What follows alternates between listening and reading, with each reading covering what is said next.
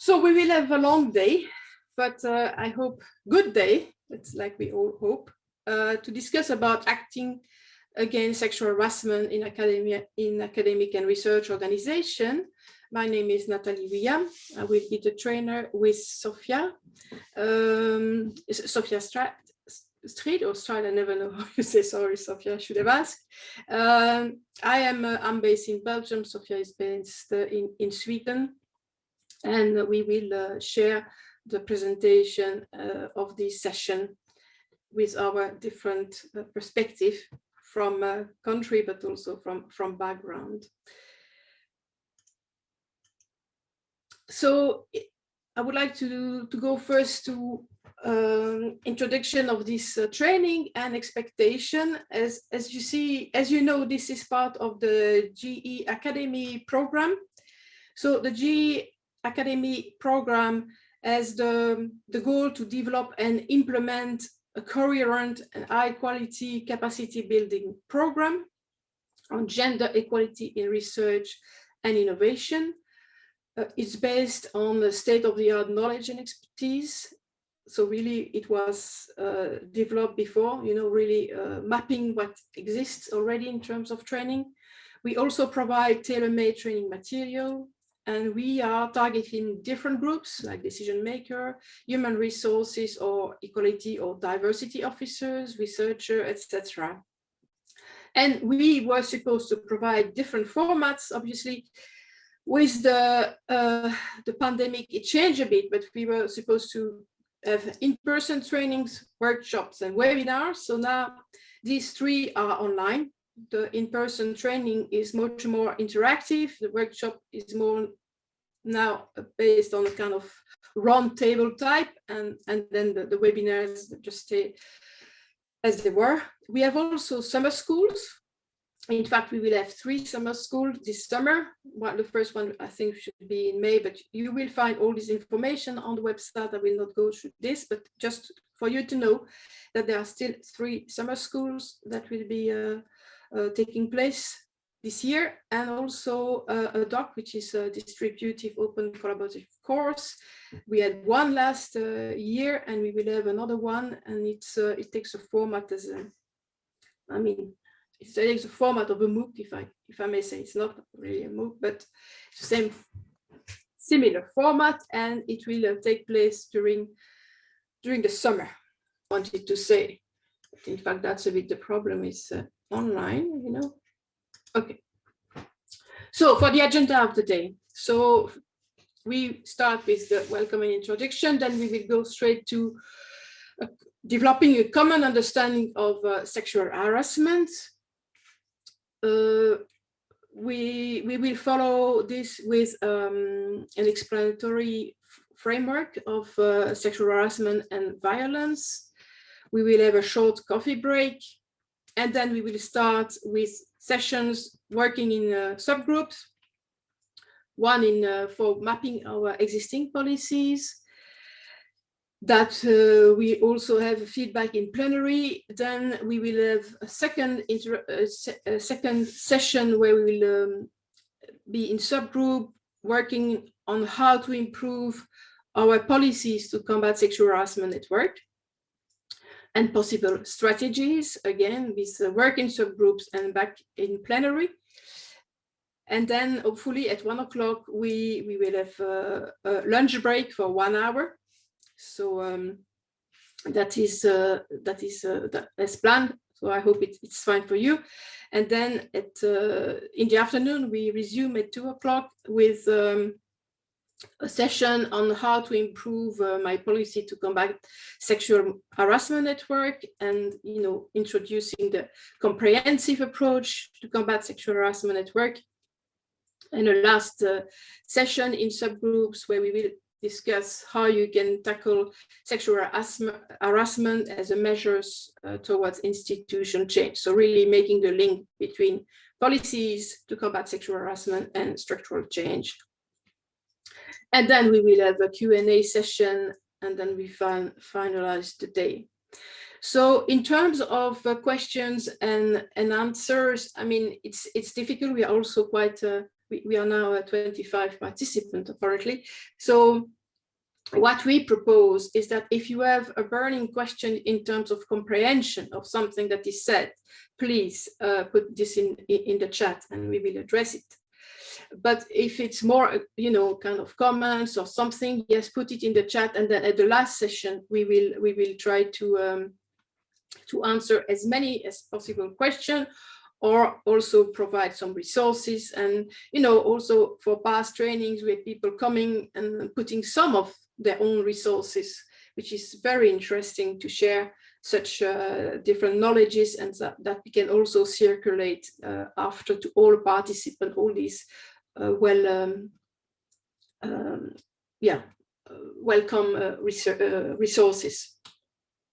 Now, expectations. I mean, you have received an ex-ante questionnaire about your expectation for this training. As you know, when you register, you were presented with 3 main objectives for this training: discussing and providing example of intervention and policies is one of the objectives of this training.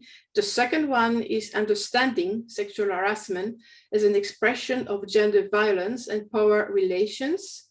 And the third one is highlighting the importance of embedding sexual harassment policies in institutional structural change.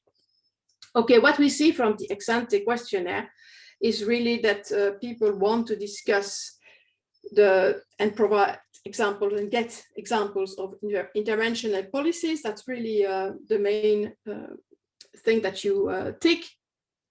But so 13 people said that. 6 asked about said that the main objective is to understand sexual harassment as an expression of gender violence and power relation, and 2 about the link with the structural change.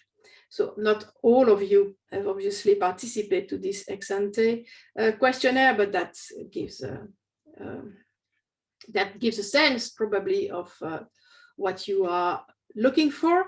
And in terms of, you know, some of the ideas you express in terms of expectation, we had a lot on examples, you know, get examples of policies and intervention.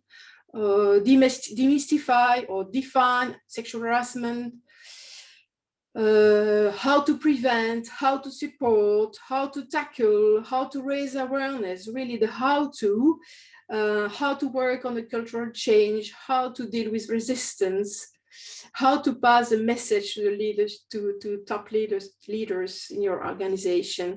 So we will try really to address as much as possible all these expectation.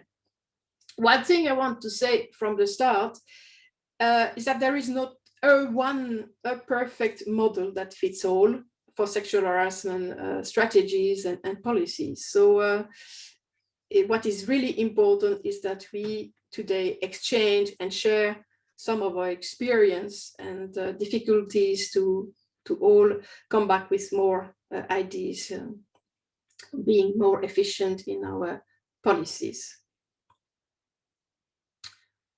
Now, I would like to introduce you to the technique we will use. Apart from Zoom, we will also use Miro. Let's start now with sexual harassment and trying to get a common understanding, because that is one issue that is emerging from studies and survey, is that there is a lack of understanding of what constitutes sexual harassment.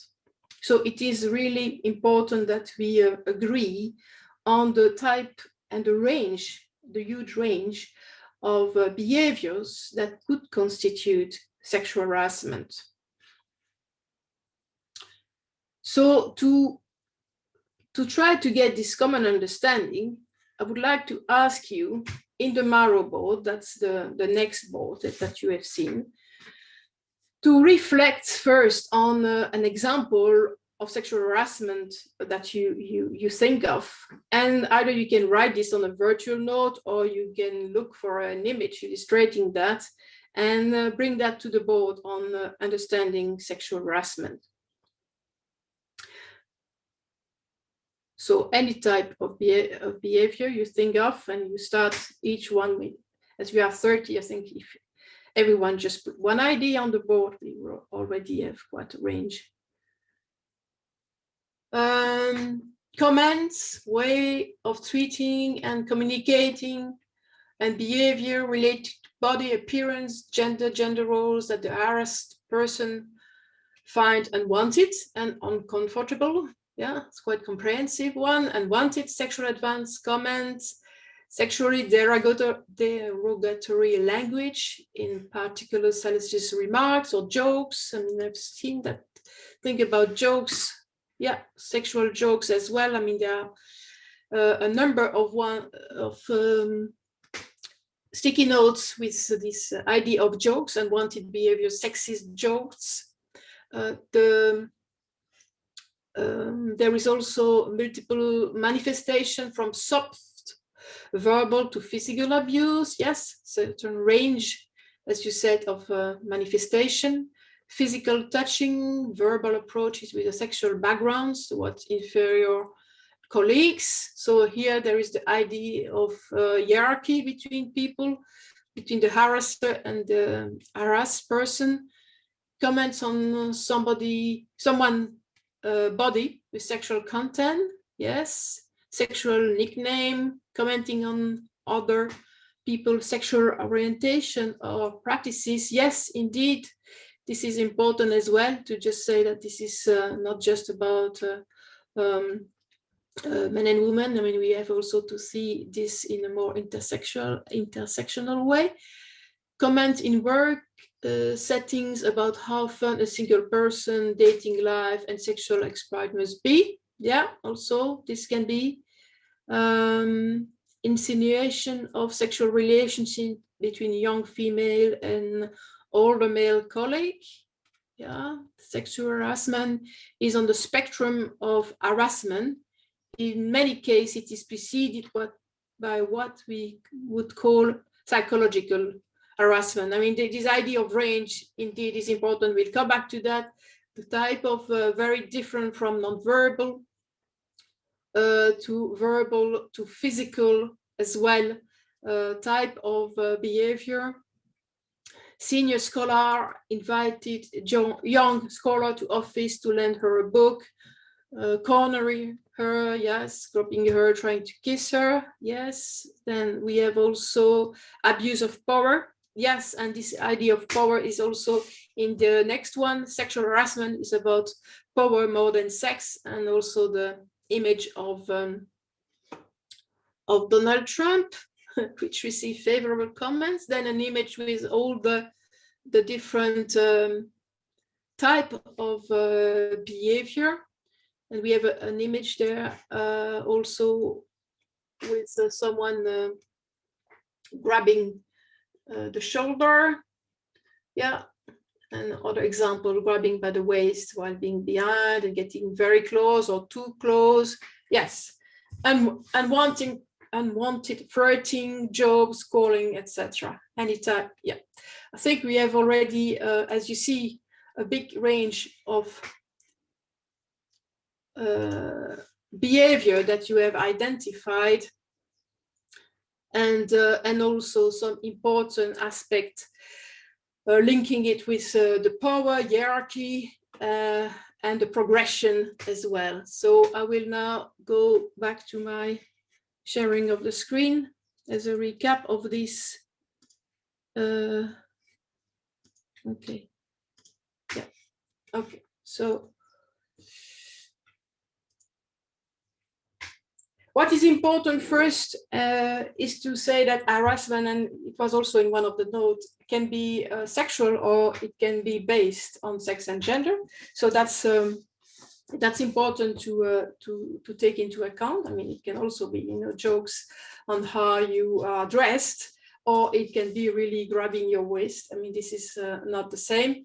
It can be physical violence. It can be sexual violence. I mean, physical without any sexual aspect, sexual violence, psychological violence, as you said, like very denigrating comments on your capacity to do the work, for example. It can also be economic violence. like restricting access to financial resources. It can be verbal, it can be non-verbal images, it can be sexism, even a benevolent sexism. It can also be online as well, because we think a lot of offline behavior, but obviously this is also increasingly taking place online. What I want now to say, and as mentioned by some of you, the behaviors are part of a continuum. This is also what we see with any types of violence, but certainly with sexual harassment, there is a tendency in some organization to say that it is not important, it's just a joke, or it was just once. It is really something very petty. You should not really react to this. It's a misogyny, but it's not really sexual harassment. But we know that in fact it's part of a continuum of violence. So obviously you will have more of this kind of sexist, homophobic, or transphobic jokes or problematic language that will be used. But all that is also leading to some behavior that are links to getting women, or less the case, but also sometimes men, to their traditional role. It is linked to all this discrimination that we can see within the workplace, like glass ceiling and rigid gender-based stereotypes that really lead then to what we in the common sense you will really see as harassment, as it's really a threat and verbal abuse, and going to the more and the upper type of behavior, like violent behavior, like rape or sexual assault, or physical, emotional, financial abuse. Finalizing with murder, which you see quite a lot in domestic violence. As we know, there is unfortunately in every country a number of women who are killed by their partner or ex-partner. So I like the pyramid because it shows that it can start with a joke, but if you do not stop it, it can really go up in the pyramid in terms of the importance of the behavior. But it's also continuum in terms of whether it's visual, it's only leering, it's a sexual gesture, or it is really verbal, going to verbal, rough and vulgar humor, or bragging about sexual prowess, as one mentioned. Sorry. In terms of writing, it can just be, I'm writing a love poem, a letter. This is really nice, but in fact, no. Because it can also be it can also lead to something different. It's about a way it's a power relation. It can also be obscene letters, notes, invitation. Touching, it's also from just hugging to really invading personal space, impeding or blocking movement. In terms of power, it can be demanding dates or sexual favors, to really requiring a person to dress in a certain way, or just be some would just say, some paternalistic behavior, but that in fact are expression of power. And finally, it can be also sexual assault and rape. So all these two charts, I think, are important to express this idea of continuum and gradation, and the importance to really act, even if it's what can be considered by some as a very minor behavior that should not be sanctioned as such. Sexual harassment is a form of gender-based violence, and so that this really should be treated from the start. Now, in terms of specific forms in research performing organization of gender-based violence, sexual harassment, studies identified some specific factors that contribute to such violence in academia and research environment, like the elitist and excellence culture that can increase the problem. Also in terms of the fact that you will not report some cases. Also the asymmetric power relation, the hierarchical structures that make people then in relations where it's very difficult to really go against the person request and or to say stop it or no. This is about consent as well, the hyper competition and individualism that are valued. So again, do you want to say what you are experimenting on the workplace and then perhaps be seen as a weak person and not really hyper competitive? Short-term and precarious contract, it's certainly an important aspect that you see everywhere, but you know that this is very important. I mean, you have a lot of this type of contracts within academia and research organizations, the internship, the field work, etc. The working environment is also important. Maybe we will see that just after just after now after this, but it's not just the office, it's also being outside of the office, so attending international seminars, PR events, etc., that put you more at risk of sexual harassment.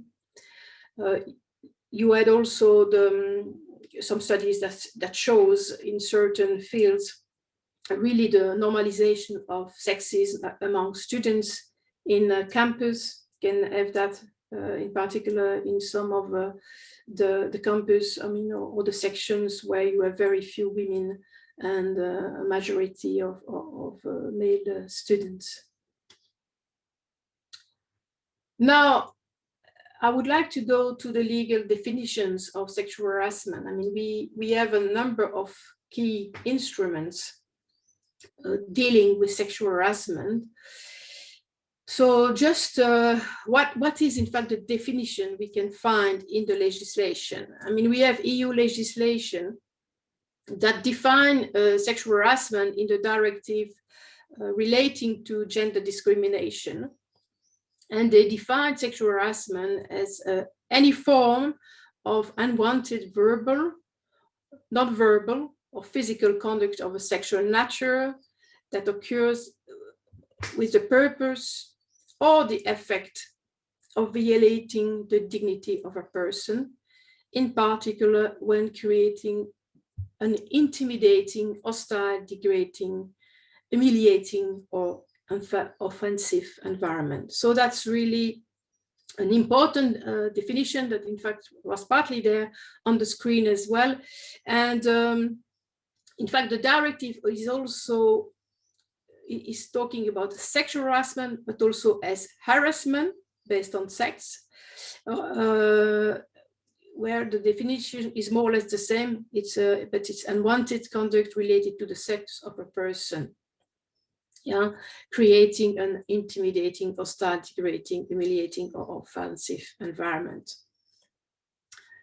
An important groundbreaking development was also achieved recently with the adoption of a convention by the International Labour Organization on sexual harassment. And also there is in fact a recommendation that accompany this convention. And that also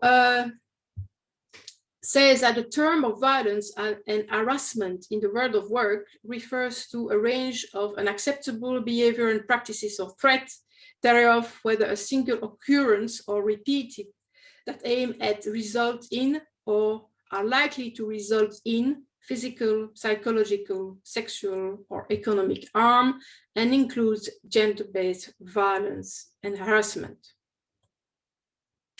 So this is really important. I mean, we will go back to this, but there you see already this idea of unwanted in the EU definition, unacceptable, also that it has the purpose or the effect.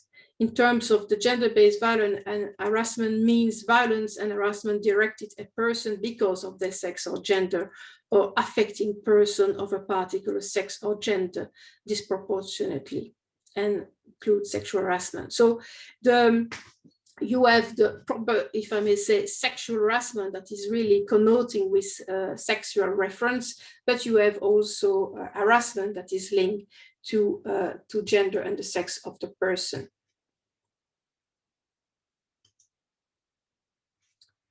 What is important in the ILO Convention is that it also provides a wide understanding of what do we mean by at work. Because sometimes, you know, when you have a policy, you are focusing on what is happening at the workplace. But in fact, the convention says that you should understand at work by it's just a workplace, including public and private spaces. It can also be places, it's these places where the work is paid, but also take a rest, a break or a meal, or the uses of sanitary, washing and changing facilities. I mean, you can have this type of behavior, or also of harassing someone in such facilities. During work-related trips, travel, training, events, or social activities that we've mentioned as well, through work-related communication, including those enabled by information and communication technology, so referring to the online, offline aspects, in employer-provided accommodation, because that can also be that, you know, as you will have an accommodation that is provided by your workplace, or when commuting to and from work. So you see that really the place of work should be very encompassing all type of situation. So as I said, there are some key elements of the legal definitions that we see. First, it's unwanted. And the unwanted is from the victim perspective. You know, that the argument of the author to say, I did not want to harass her, I mean, it's not a valid argument. We have to think from the victim perspective. With the word harassment, sometimes some people just think it should be repeated, but in fact, a single occurrence can be enough. It can be a single occurrence or repeated. It can be from a superior, as we also mentioned before, but it can also be a colleague or even a client, third party.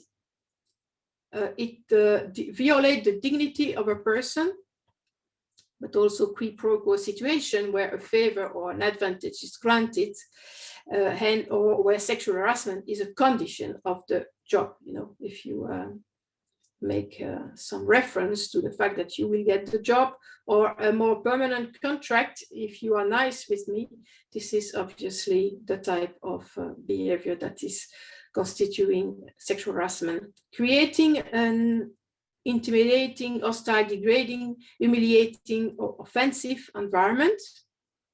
That is, again, from the perspective from the victim. I mean, that this really creates an hostile, offensive environment. So for some, you can say that displaying an image of a nude women on the wall is not a problem, but for some others it will be, and so that will be considered as offensive environment and harassment. And it covers, obviously, all the forms of violence we have mentioned before. I don't think ILO Convention was signed by all EU countries. I mean, there will be a report soon on this. I'm not up to date. It has been signed by some countries, obviously. And what is important, yeah, so thanks for the question, because it reminds me that is an information that is also worth sharing with you, is that the European Commission, in fact, is considering to adopt a directive on gender-based violence. So that's important. How could the victim prove those less apparent signs of sexual harassment, such as visual and touching and power? Yeah.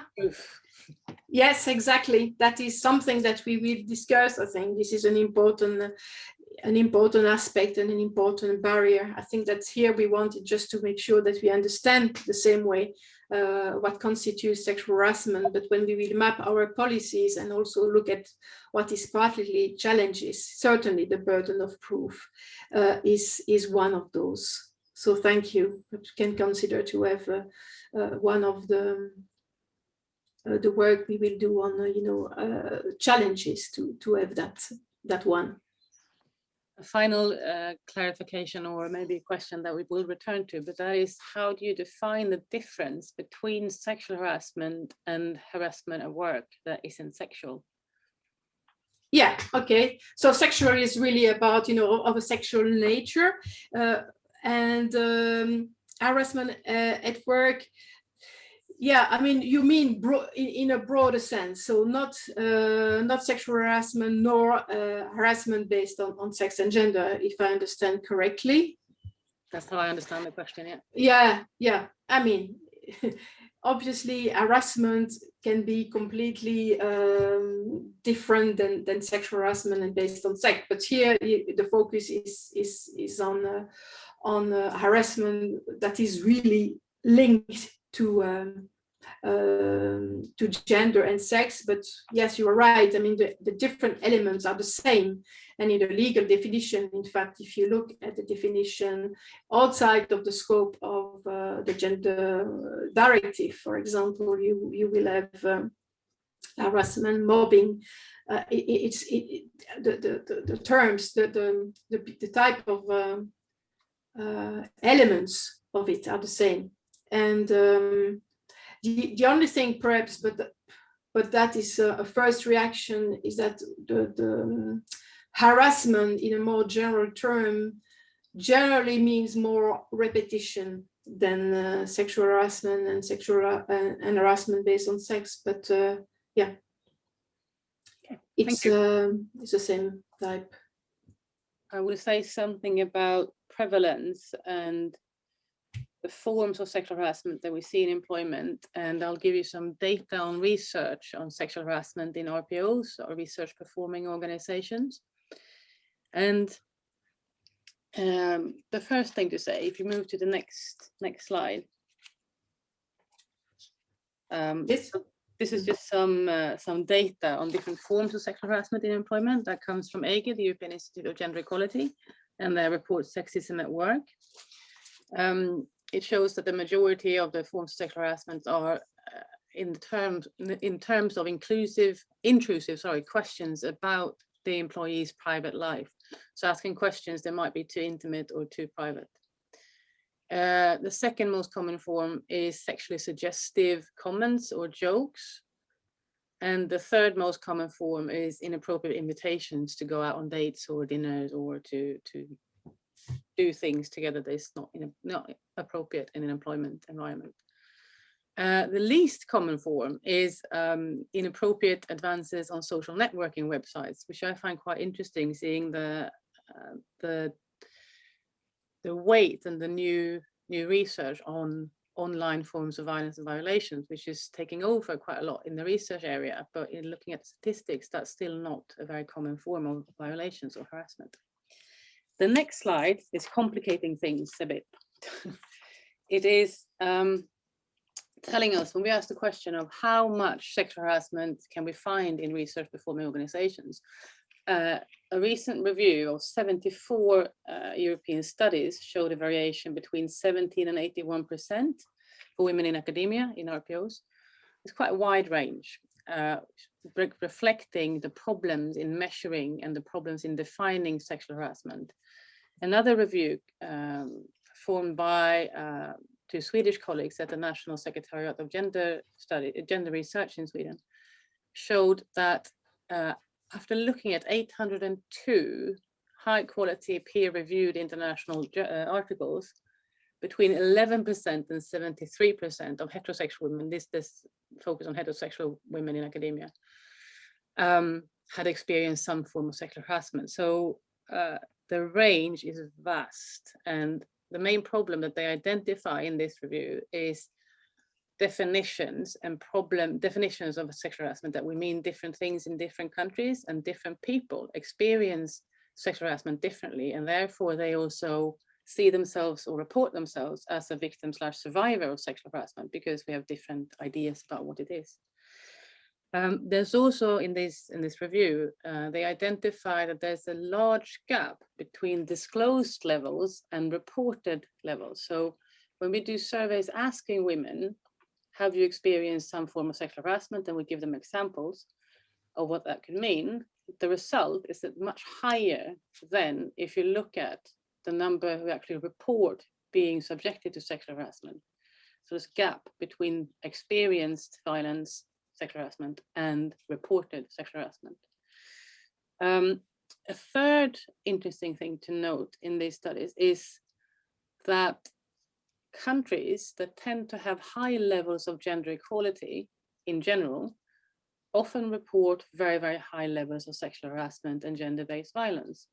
This is, by some researchers, been called the Nordic paradox, and it shows how the Nordic countries with very high levels of gender equality in employment, in education, in income, in parental leave, and so forth, also show very, very high levels of gender-based violence and sexual harassment, hence the Nordic paradox. And this can obviously be a reflection of the different interpretations and different understandings of what we mean by violence and sexual harassment. So there's a wider range of activities and a higher capacity to say stop or report in countries that are otherwise seen as more gender equal than in countries that are less gender equal, is the speculation here then. Specifically from the RPOs, that specific forms of sexual harassment that are being suggested as comment include gender offensive behavior, sexual harassment based on sorry, ignore that. You have the slide, that was the earlier slide that showed all these forms we presented, so maybe I don't need to read that out again. Actually, we'll skip that. The next slide. Sorry. There's something about how... No. Oh, that one. Yeah, so. Yeah. Thank you. What the pandemic has done to both gender-based violence and sexual harassment as a form of gender-based violence. And there's been a lot of reports on increased levels of harassment and violence, and women and other and marginalized groups are being subjected to higher levels of all forms of gender-based violence, including sexual harassment. But one of the main problems that has appeared during the pandemic is the lack of capacity to report. So being stuck with the person who is harassing you means that you can't report and you can't ask for help, you can't get any support structure. So COVID-19 has significantly complicated the picture of sexual harassment and gender-based violence. And this also means that women are more often stuck in the same space as their harasser. And therefore you can't really report to anyone or ask for help. I see that there's a question there. If sexual harassment is linked to power and Nordic women are gaining more power, it could also be explained by that. There's a theory about the backlash, if that's what the question refers to, where it's seen as this part of how we understand masculinity and the power of gender relations, where it's seen as when women gain more power, men then take the last resort to prevent that is violence of some form or harassment. So yeah, certainly it can be linked to power. Should we go to the next slide? Sorry. That's all right. I want to say something about, to connect to some of the things that Natalie has already mentioned, but explaining violence and sexual harassment and explanatory frameworks. So the next slide will say, I position two large frameworks, and I'm going to give you an unfair presentation of these explanations because I will pull them apart in the way that they become extreme, because it's easier to then understand what is the actual basis of the explanation here. So what I call conventional biocriminology or biosociology, and also some forms of psychology, often examine sexual harassment from an individual perspective as a predominantly physical act with a measurable impact, where there's a link in time and space between the act and the impact. So harassment will be seen as a direct act with a measurable impact that you can almost see a physical effect of. And this means that these conventional, I hope that there are no criminologists or psychologists who get upset with me doing this, but bear with me. So when conventional criminological and psychological explanations of sexual harassment and violence are based on some form of individual deviant factor, like maladjustment, marginalization, minoritization, psychopathy, alcoholism, social exclusion. So that means that the perpetrator position and the person who is the perpetrator is seen as relatively marginalized or vulnerable or socially misadjusted in these explanatory framework. And where sociological frameworks, non-feminist sociological frameworks, have focused predominantly on class, it means that explanations of sexual harassment end up in the social exclusion camp, from as if the direction of harassment goes from the relatively marginalized and powerless towards those relatively powerful and relatively privileged. Now, neither of these work very well to explain harassment in RPOs, because perpetrators are not generally socially marginalized, they're not generally socially misadjusted. Whether or not they're psychopaths or alcoholics, that's a different story, but that doesn't fit with the class hypothesis that we see from the sociological frameworks. Because the perpetrator, the harasser, is quite often the manager, the line manager, your boss, your male colleague, with somebody who's actually in a relative power position towards you. So feminist violence studies and feminist studies on sexual harassment, they reverses the direction of violence and instead argues that harassment and violence goes from the relatively powerful towards the relatively powerless. So the harasser is explained through a framework of power. People with power have the capacity to harass those without power. People who are privileged have the capacity to harass those who are not privileged because, well, in part, they get away with it. So where feminist perspectives analyzes the direction of violence from the powerful to the powerful, and feminist intersectional perspectives of harassment and violence shows how the perpetrator position consists of a set of structural privileges, for example, in terms of economics, employment, language, social networks, ethnicity, migration, and so forth. And feminist studies or feminist violence studies link, it's all right to change that, link these to notions of patriarchy, gender regimes, gender discrimination, and the wider concept of gender-based violence. So violence and harassment in a feminist, from a feminist perspective or a feminist understanding, will explain and see harassment as part of patriarchy, as something that is people with power and privilege have the capacity to perform towards those who don't have it. So feminist violence studies again then examine harassment from the social, societal perspective, and it situates violence as well as other processes and relations in the middle of a gender regime, i.e. in the middle of a system of social relations and institutions where inequalities, opportunities, and obstacles are based on gender. One issue we discussed before the coffee break that I want to come back, perhaps, this question about difference with harassment. And just to tell you that, in fact, in Belgium, we have seen that a lot of victims now use the ground of harassment instead of sexual harassment to file a complaint, because obviously it's probably not less connotated. I mean, they feel much more comfortable in using just harassment and not sexual harassment. And in fact, that's also linked to what Sophia presented about prevalence, it can be that some cases that would be reported under harassment there then are in fact sexual harassment or harassment based on sex and gender. So that's just one point I wanted to say. Okay, so policies against sexual harassment. We will now, this end of the morning, we will really try to go into working on policies and try to exchange on what we have and how we can do better. So we understand policy in a broader sense.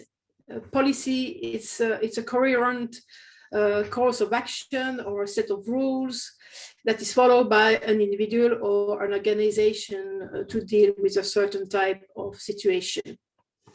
But that can be not really recorded, that can be informal, that can be recorded in a policy document, that can be a plan, that can be in a law. I mean, we really understand policy here in a broader sense. We would like to exchange really on what exists as practices in your organization. We are aware that there are very different types of actions you can take in your university or in your research organization to combat sexual harassment and harassment based on sex and gender. It can be a formal statement from the university saying that it will be not tolerated. It could be more on collecting data on cases. It could concern an audit to identify risk, and also some attention to intersection aspects that will reinforce risk of sexual harassment, some vulnerabilities, some link to also LGBTIQ plus aspect, characteristic, the age, the working place environment and all that, really all these things about auditing your risk in your working place. It can also be just raising awareness actions toward the staff or certain categories of the staff. It could be really a training on sexual harassment, again, for some staff like human resources department or people in charge of victims, etc. It can be informal, formal. I mean, there is a wide range of formal, informal ways to report case, etc. From victim perspective or witness perspective. So now we had to make a choice, and we want really to discuss with you the policies that are in place, either formally or informally, to support the victim in our institution. I mean, we think that is really important that we start from that perspective of what is in place or how a victim would do if she experienced harassment. What are the steps in your policy, in your organization that she will have to follow? Who is involved at each of these steps? And then identify critical aspects and challenges for the victims. We have identified already some before, like, the kind of issue of getting proof of what you are reporting.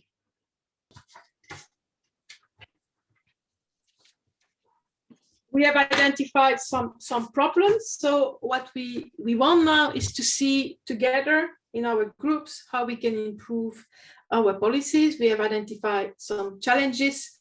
So we would like to see what are possible solutions. Thanks, Juliette. So policies need to be implemented bottom up from the side rather than top down or from the outside in order to be, according to research, be seen as efficient. And finally, the policy process itself, I mean, how we create these policies and strategies, they need to have a very strong mandate from senior management. They need to have resources allocated, and they need to be facilitated by what is seen as legitimate and active case managers. Now, this is a long list of what policies need to have in RPOs in order to be efficient. But interestingly, and a bit problematically, is that even though there's a vast number of journal articles recommending the use of policies as a core preventive measure against sexual harassment, there's almost no evidence-based research on the actual effect of policies on, for example, decreasing the prevalence of sexual harassment. So we don't have data or evidence, I'm using quotation marks for those of you who can't see me, the flicking of the fingers in the air. There's basically no evidence saying that policies in themselves can decrease the prevalence of sexual harassment. And there's actually nothing to suggest that any further efforts to strengthen the impact of policy on sexual harassment, through, for example, information, increased information, more communication, revising policies and so on, that will at all change the underreporting, the policy awareness, or the reporting of behaviors, sexual harassment behaviors as such. So the importance of policy is quite paradoxically highlighted in research, and it puts us in a bit of a weird situation, because we are here to discuss how can we improve and strengthen policy in order to reduce sexual harassment in RPOs, and then the research coming out of the RPOs tells us that policy doesn't matter. There's no evidence base for saying that good policy can lead to a decrease in the actual sexual harassment. So we have a problem. So what do we do then if we're here to discuss policy and improve it? Well, if you go to the next slide, there's always hope, obviously, but what we put our hope to is this holistic 7Ps model, where we move away from policy itself and we still tease out 6 other Ps, where policy becomes one of many measures. So, for example, the conventional approach to gender-based violence and sexual harassment is the 3P approach, with prevention, protection, prosecution. The Istanbul Convention adds a 4th P as policy. So the 4P approach is prevention, protection, and policy and prosecution. What the 7Ps approach does is that it adds partnership and provision of services in specific areas to adopt measures and strategies within. So prevalence is, have I not put prevalence on the slide? Prevalence should be on the slide as well as the main important P. Prevalence and incidence, obviously, as we know, estimates data collection, and they contribute to some form of reasoned and comprehensive and coordinated policy making. If we can't see a link between policy making and prevalence, we have a problem with our policy. And this, I think, relates to what you did in the Lotus Blossom this morning, when you listed one of the groups listed surveys as a way of making the problem visible, and also not only measuring, but as a way of almost, I think, awareness raising. Prevention obviously refers to measures to promote change in the social and cultural patterns of the behavior and attitudes of employees, and it could include awareness raising initiatives or the development of educational materials, the training of professionals, as suggested this morning, perhaps training for all new staff, or potential requirement to become a new employee, and also to link this to policy on recruitment and promotion, that without this training, maybe promotion is not possible. The protection P, the primary objective there is to ensure the safety and to meet the needs of the potential victim survivors. And it comprises cooperative actions to protect potential victim survivors of any form of sexual harassment. And it includes enabling the reporting of the occurrences of potentials for abuse and harassment. So here we saw this morning a few different suggestions on whistleblower functions, or the anonymous complaint procedure, up until 3 anonymous complaints, that would lead to taking an issue forward, the potential of suspensions and other things that you listed on your on the Lotus Blossom. Prosecution, we didn't talk all that much about, perhaps because that's sort of beyond our scope, but that would be the way to think about prosecution beyond within our scope, is to think of disciplinary measures, so that somebody could actually be removed from the research group, or be taken, a grant could be taken away from them if it turns out that they are repeatedly harassing their co-workers. Provision of services refers to services offered to both victims, survivors, and perpetrators of sexual harassment in universities and research organizations. So it can cover professionals who provide these services, I mean, those involved in specialized training, and it can cover the existing tools, so guidelines and learning materials, to assist these in better understanding the needs of the target groups. So, and why not, as you suggested this morning, also for bystanders, there can be provisional services for bystanders to be equipped to better discover and see cases of sexual harassment or incidents of sexual harassment. Partnership in the holistic 7Ps model relates to the involvement of multiple relevant actors at both sort of at all levels throughout the organization. So what you talked about here this morning in terms of partnerships, or what I think you talked about this morning, was the collaboration between, for example, HR departments and research centers, specifically working on sexual harassment or gender-based violence, or that area, whether it be in gender studies or law or sociology. And then we have the final P, the problematic P, which then is the policy, which refers to in this model, it is the whole coherent set of measures of the 7Ps with a clear vision, and it needs to have a comprehensive strategy to respond to problems of sexual harassment in a holistic and integral way, i.e. what we are here to deal with. And I'll leave that with this little question mark then, because of the problematic lack of evidence that policy make a difference. Probably not what you want to hear, but there it is. Can change lives. Is there any, before we move on with the next area, are there any questions specifically on the 7Ps model? And it comes from some work the Yellow Window did a few years ago, and a study on, I can't remember now if it was gender-based violence in sports or if it was FGM and the risk of FGM. So, but if you Google 7Ps approach and Yellow Window, you will find a report talking about this in more depth, and it will also describe even better than I can do the potential use and the potential advantages of thinking more holistically around sexual harassment and gender-based violence. Now, starting with our last session, we will now really look at our third objective, which is to link sexual harassment measures and structural / institutional change. I mean, we have seen, and we know that inequalities persist in workplace because gender inequalities are really embedded in our organization. And so it is important when you work on sexual harassment or harassment based on gender and sex to look at really the systemic norms and structures that permits and perpetuate the gender nature of the workplace. So that's really what we want to discuss with you.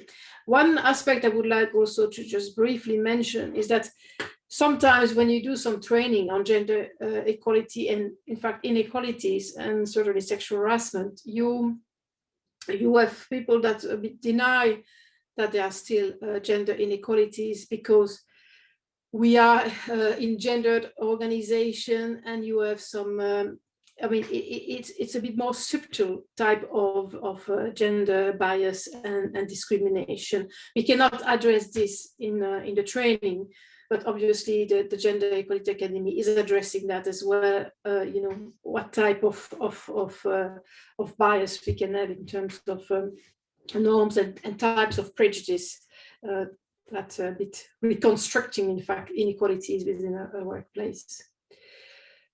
So about institutional change, what do we mean? Institutional change is a strategy aiming at removing the obstacles to gender equality that are inherent to the research system itself and adapting the practices of the organization. the main objectives of institution change are to, according to the Commission, to enhance women's representation and retention in scientific careers and to promote the integration of the gender dimension in research and innovation. Really, the Commission is placing the fight against gender inequality and towards better gender equality within institutional change with these objectives of retention of women in and representation in scientific careers. You can see all the work done with the she figures, for example, but also promote the integration of the gender dimension within research and innovation. The tool used that is recommended by the Commission to work on a structural institutional change is gender equality plan. And what is a gender equality plan? I mean, it includes a set of actions.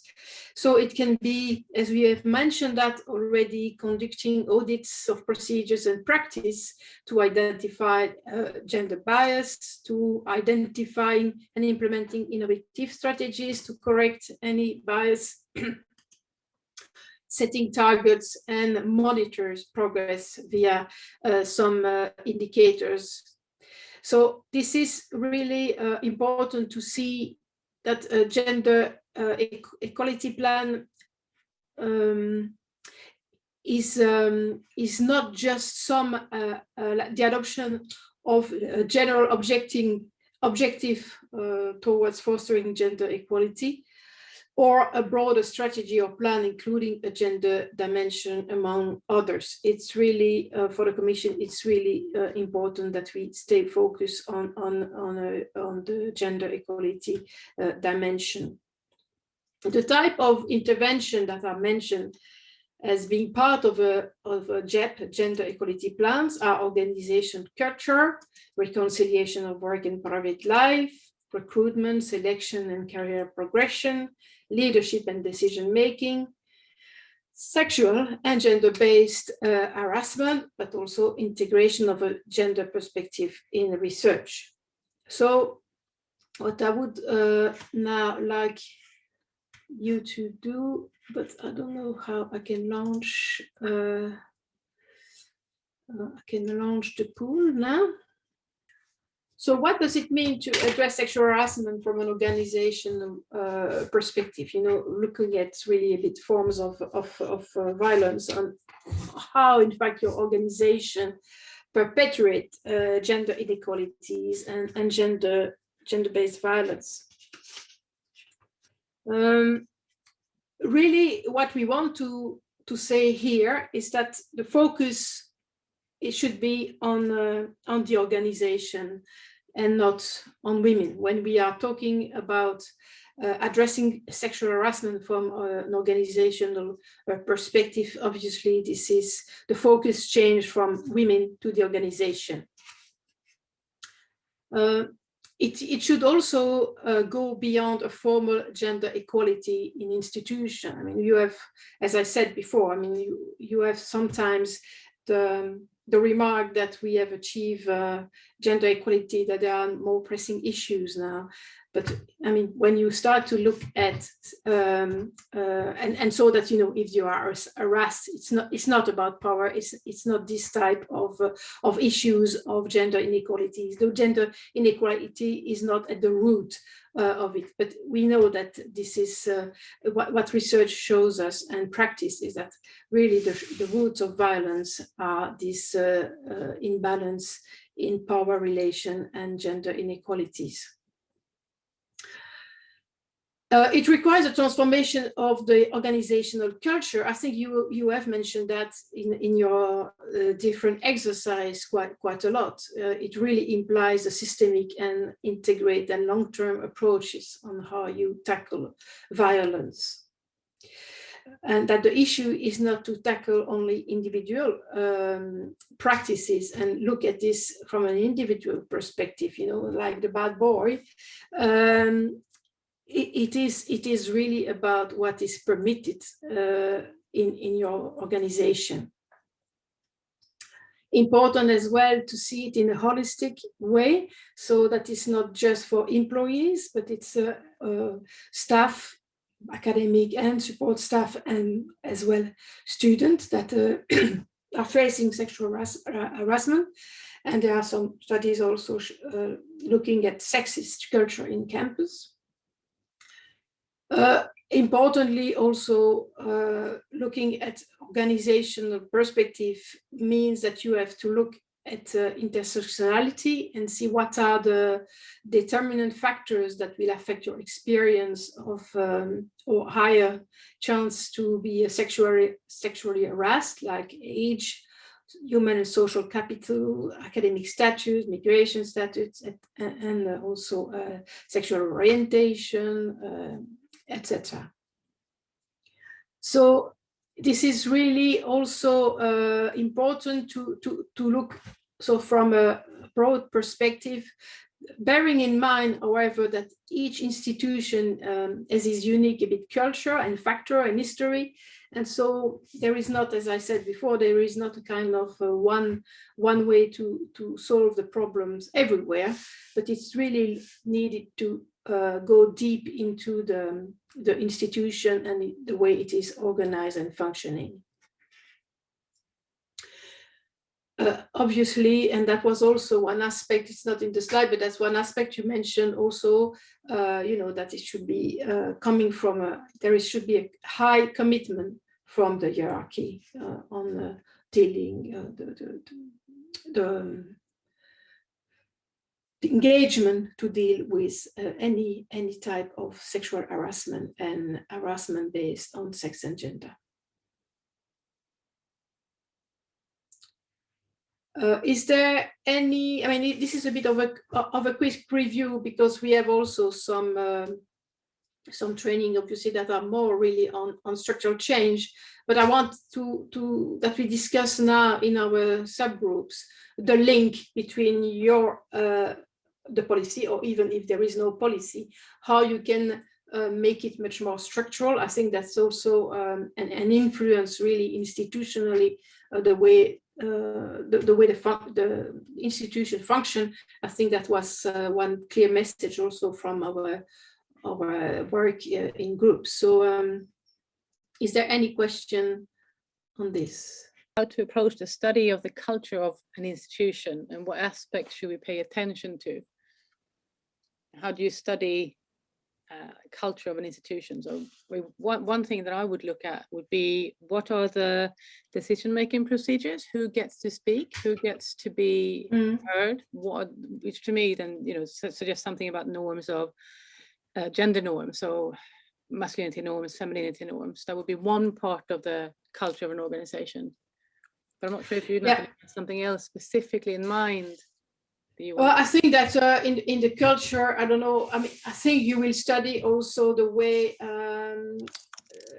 because you mentioned decision making, but there are the formal and the informal process. I think there is, I was thinking, for example, how you get the information in an organization, what are the informal channels to be informed. I mean, that's an important way to put people aside if they are not part of some sport clubs, or not going for a drink after work. I mean, there are things like that. I think it's also